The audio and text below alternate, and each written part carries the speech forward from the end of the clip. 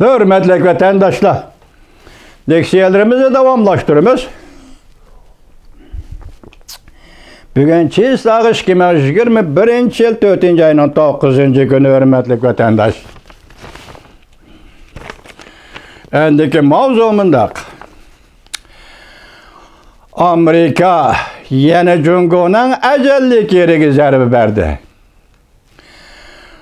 Mavzulu haber 4. ayının 9. günü vermiyor. Bitir ilan kılındı haber. Bundak başlan.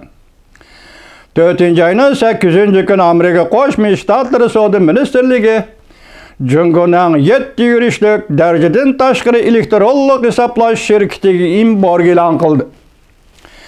Bu şirketler Cungo Kompartiyasının avazdan tez uçtuduğun kuralı, alem boşluğu kuralı, tecrübe kılış ve başkuruş bevasıtı münasebetlik şirketler idi.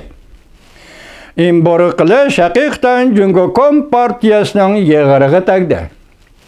Amerika'dan yeni hükümet, yani yeni hükümet Prezident Joe Biden hükümeti, sabık Prezident Trump devrideki imborg kılış vasıtalarını davamlaştırıp, Cungo Tashqi İşler Ministerliğinin bayanatçılarını uruşqaq, börü şekillik diplomatlarını bırakla tüncüktürüp etti. 4. ayının 9. günü Cungo Tashqi İşler Ministerliği muhbirlarını kütüveliş yığınıda bayanatçı cavlayacak. Suallara cevap bergende aralla, yani qat'iy qarshi turimiz, zaruriy tadbir qo'llanamiz, davlat shirkatlarining qonunliq huquqlarini qat'iy qo'llaymiz deyiladi. Aralla shuni deyiladi. Bayonotchi javlijan bevosita Amerikaga zarba beramiz deyilmadi. Ham uzun fikr qilolmadi, faqat bir necha jumla söz kıldı, lekin Amerika'nı herkes hakaret kılalmadı. Demek bu şap gitti bayanatçı javlayacağını. Şun hoşa haber kılıp mundaq görsetti. Cungo Tashqi İşler Ministerliği Amerika'nın, yani Cungo'nun elektronik dereceden tashqari şirketlerge besim kılışıga cevap qaytardı. Cungo şirketlerinin qonunliq huquqlarini qat'iy qo'llaymiz deyildi. O'xshashlar Amerikani haqorat qilolmadi. Amerikaga til sololmadi. Ham bayonotchi javlijan Amerikani haqorat qilolmadi, ham shinxoshi Amerikani haqorat qilolmadi. Demak, bu qatam Amerika Qo'shma Shtatlarining Cungo davlat egiligidagi shirkatlarni boykot yoki embargo qilishi Xitoyning yeg'iriga tegdi.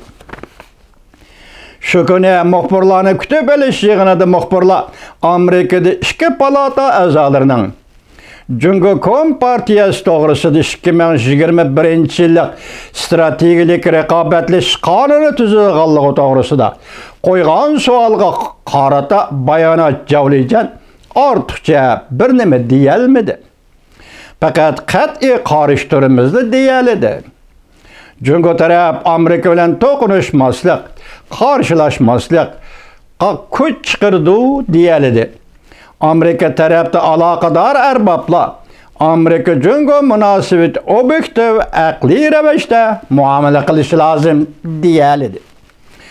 Cungo Tashqi İşler Ministerliği uruşqaq bo'lmasallik bayonotchilari tuyuqsiz odam tillamas bo'lib qoldi. Kişiler buningdan benormallik his qilishga boshladi.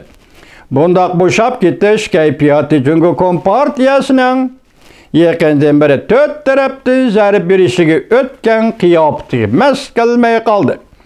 Balki bayonotchi javlijan qalaymaqon so'zlamaslik to'g'risida yuqorining yoki yuqori rahbarlikning ko'rsatmasiga quloq solgan bo'lish kerak. Davomini anglaysiz.